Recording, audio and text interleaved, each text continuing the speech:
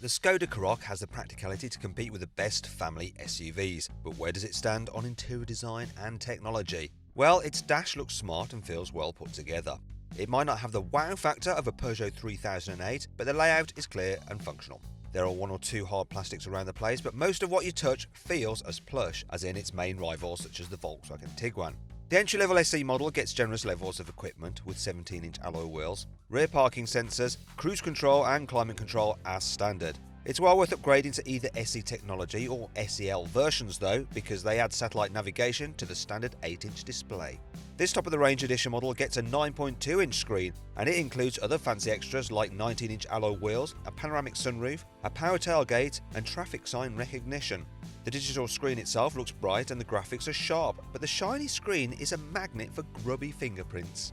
There's a row of touch-sensitive shortcut buttons that run along the left side of the display, but their position means that it's quite a stretch to reach some of the main functions in right-hand drive cars, i.e. those sold in the UK. Apart from these small complaints, the system is really slick. It loads quickly when plotting a route, the screen renders smoothly when pinching and zooming across the screen to preview a journey, and it's dead easy to add a waypoint like a petrol station.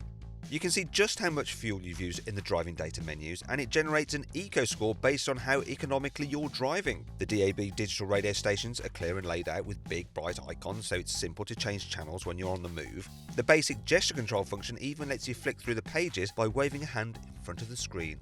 Bluetooth connectivity is standard across the range. It can sometimes be a faff to reconnect to a remembered device, but on the whole it works clearly and gives big clear album art when streaming music from your smartphone. What's not so good about the system though is the voice recognition. It just doesn't seem to understand what you're saying half of the time. Still, if you've got a USB handy, you can make the most of Apple CarPlay and Android Auto. These systems look clear and work smoothly on the touchscreen. The standard sound system is a bit underwhelming, so if you really enjoy your tunes, it might be worth splashing out an extra £550 on the optional Canton Hi-Fi. Overall then, the Skoda Karoq gets a tidy interior design, and if you go for the right trim level, one of the best infotainment systems in the class. Just make sure you buy a cloth to keep that screen clean.